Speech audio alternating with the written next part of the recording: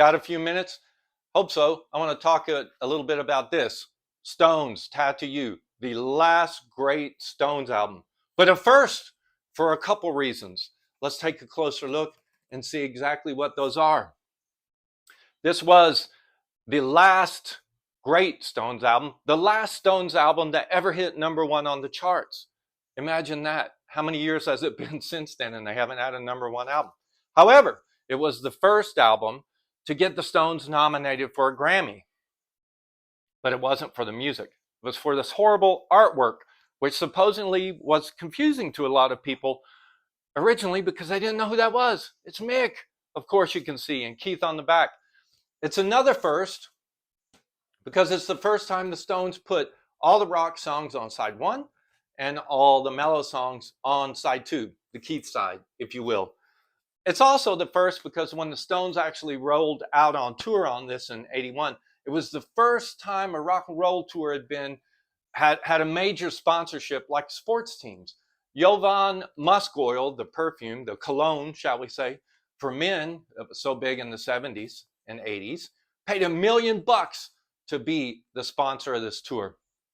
Let's talk a little bit about the record itself and why it's unique. First of all, it was all leftover material from the 70s, which is crazy.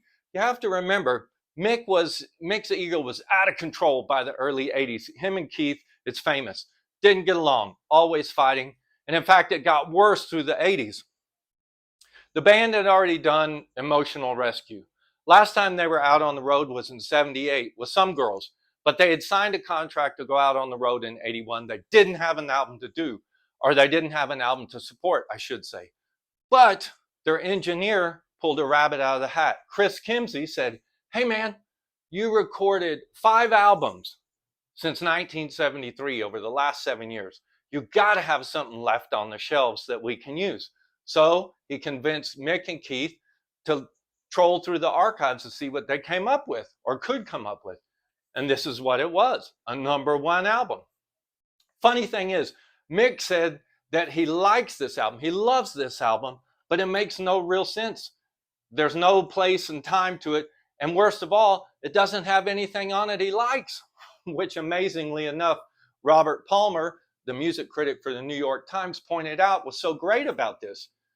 There's no trendy music that the Stones were usually doing in the 70s on this album. There's no disco, there's no reggae, and there's no like Chuck Berry cover tunes. It's all straightforward rock and soul. Now, the only original song written for this, as I mentioned, Mick and Keith fighting, Mick wrote Making Fun of Keith, and that was Neighbors because Keith had recently been kicked out of his apartment in New York City for playing music too loud. That's the only original song on here. Everything else is leftovers. Leftover from Emotional Rescue was Little TNA, Heaven, and No Use in Crying. Some Girls Sessions back in '77, '78 was important for a couple reasons.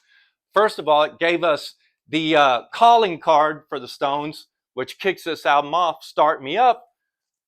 And that song, funnily enough, was recorded the same day that they did Miss You. It also gave us another first, which was Ronnie Wood's first song for the Stones, which is Black Limousine. Ronnie said he actually wrote that song based on a little 45 that Eric Clapton had given him. And we also have Hang Fire, which is, whatever. Leftover from the Black and Blue sessions, we have Slave, great track, and Worried About You. And then going way back to '72, when the Stones were recording in Jamaica for Goat's Head Soup, we have Tops, which is great, and Waiting on a Friend. That's what makes this album great. Starts off with a banger, ends with a great track. That track, actually 3 tracks on this album, have Sonny Rollins, who's a huge, huge jazz icon, which is another first for the Stones to have such a huge jazz musician play on this album. Funny thing is, Sonny didn't want to do it because he thought the Stones were hacks because they weren't jazz musicians. Well, Charlie kind of is. But anyway, his wife talked him into doing it. Now, real quick, Sonny told Mick, "I don't want to hear you explain how you want me to play the song." Sonny schooled Mick and told Mick, "I'll sit here in the booth, you go out there in the studio and you dance, and I'll play to what you dance." Can you imagine that? And there we have it.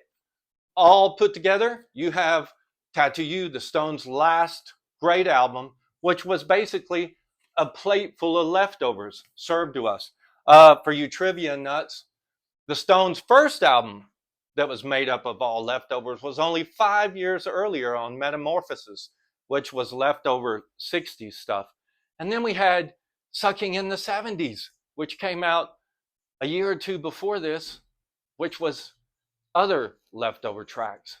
And then this 3 albums of leftover and stray material in 5 years that the Stones did. Anyway, thanks for spending a few minutes with me. Hope you enjoyed it. And I'll see you next time when we'll talk about some more records. Keep on rocking.